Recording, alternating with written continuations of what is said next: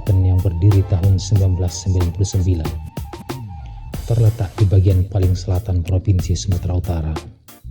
Di kabupaten ini, sebagian besar penduduknya berbudaya Mandailing.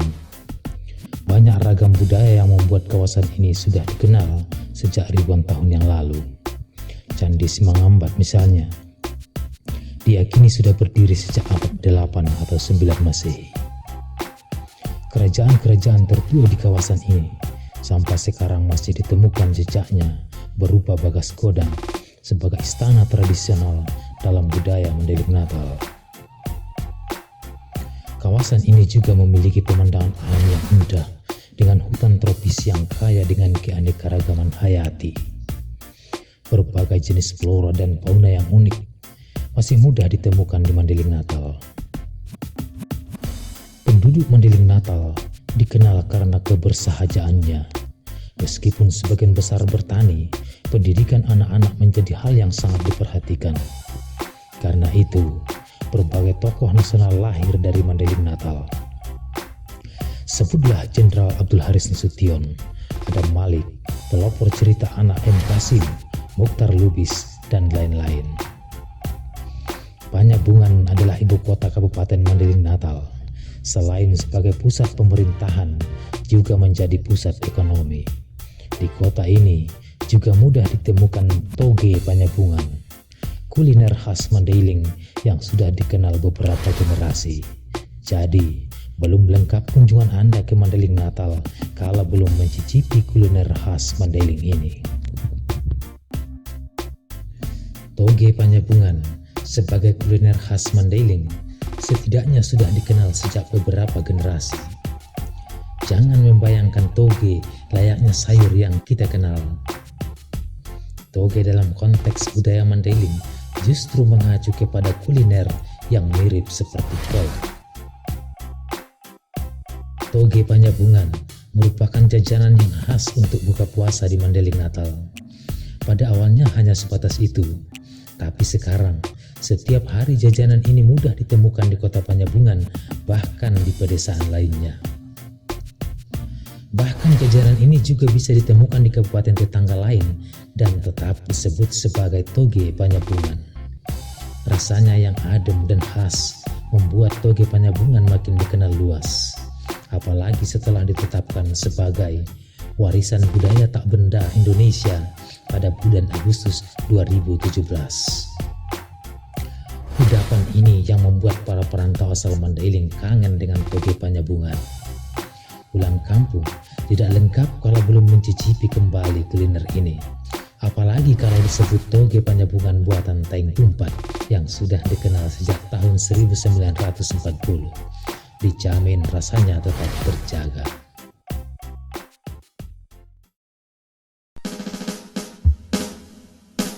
Toge Panjabungan dibuat dengan menggabungkan bahan beras, pulut merah, candil, santan, tapai, dan kuah gula aren kental. Nikmatnya sangat khas.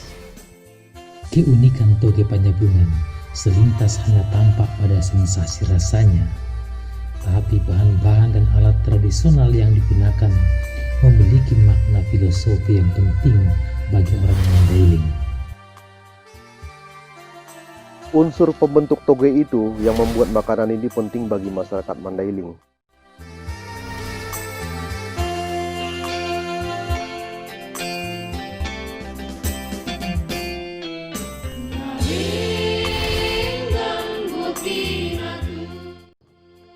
Santan juga memiliki filosofi penting.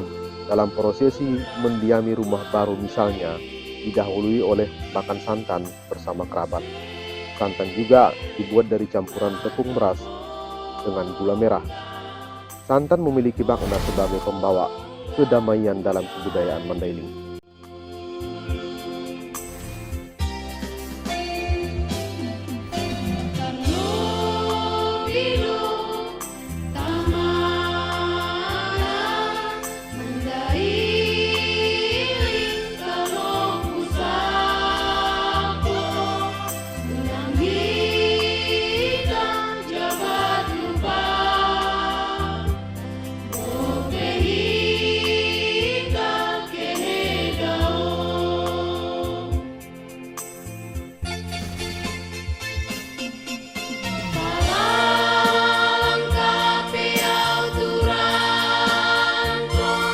pembuatan candil, tepung beras ataupun tepung ketan dicampur dengan air sedikit demi sedikit, terus diaduk hingga adonan menjadi kalis agar mudah nanti dibentuk candil yang kita inginkan.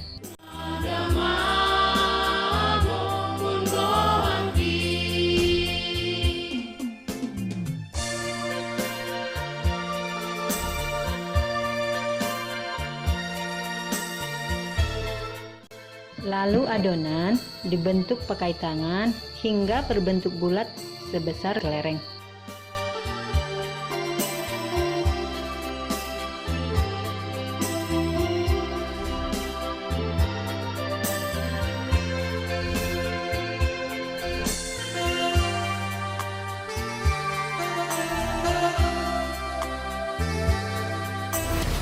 Unsur pembentuk toge itu yang membuat makanan ini penting bagi masyarakat Mandailing. Itak misalnya yang terbuat dari tepung beras, dalam budaya Mandailing menjadi bagian penting dalam prosesi adat. Karena itu, kebudayaan Mandailing mengenal itak mulkul, makanan tradisional yang juga terbuat dari tepung beras. Kudapan itu dijadikan hidangan pembuka sebelum memulai prosesi adat. Bulatan-bulatan candil tersebut kita masukkan ke air yang sudah mendidih. Kita masak kurang lebih 10 menit. Kita tunggu hingga candilnya mengapung.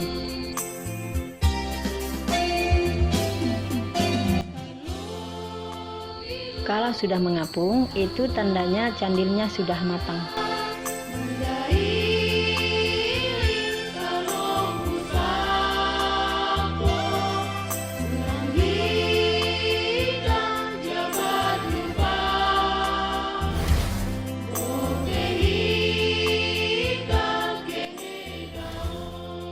Untuk pembuatan cendol, kita ambil daun pandan wangi yang sudah dibersihkan, kemudian kita tumbuk halus. Daun pandan wangi berfungsi sebagai pewarna dan pewangi cendol.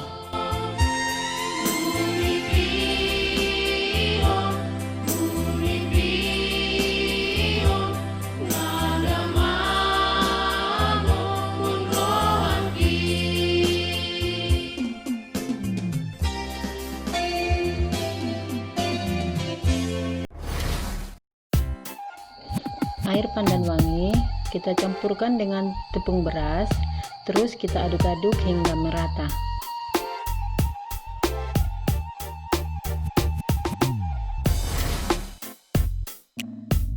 Setelah itu kita masak dengan api yang sedang,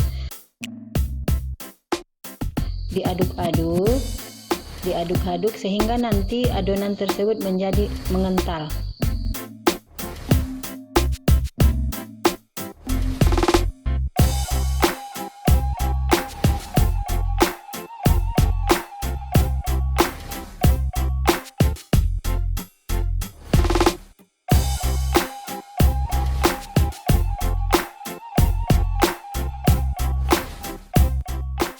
Setelah benar-benar mengental, kita ambil cetakan dan wadah yang berisi air dingin.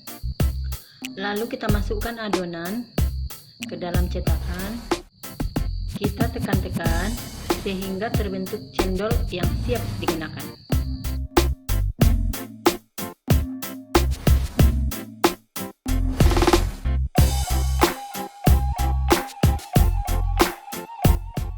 Sedangkan pembuatan lupis, kita ambil beras ketan yang sudah direndam semalaman. Kita bungkus dengan daun pisang berbentuk segitiga.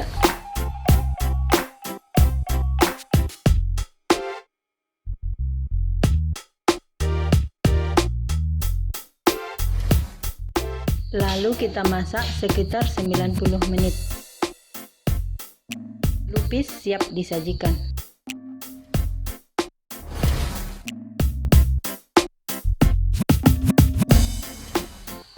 Seterusnya membuat cairan gula aren. Gula aren kita iris, lalu dimasak dengan api sedang hingga benar-benar mencair.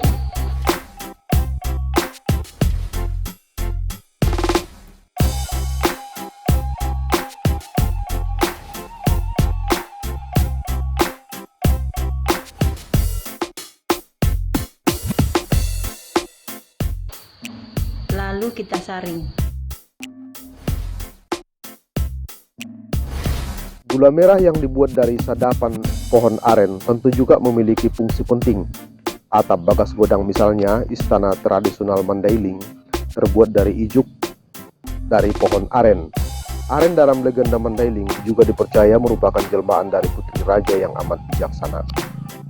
Ragaman itu semua yang digabung menjadi toge penyabunan. Karena itu maknanya tidak sebatas kuliner biasa bagi kebudayaan Mandailing. Sekarang membuat tapai pulut hitam. Pulut kita cuci bersih, lalu kita masak sekitar 30 menit. Kemudian kita dinginkan. Pulut hitam ditaburi dengan ragi. Kemudian kita tutup dengan daun pisang. Kita biarkan 2-3 malam hingga benar-benar menjadi tapai. Beras pulut juga digunakan dalam prosesi adat pesta pernikahan misalnya.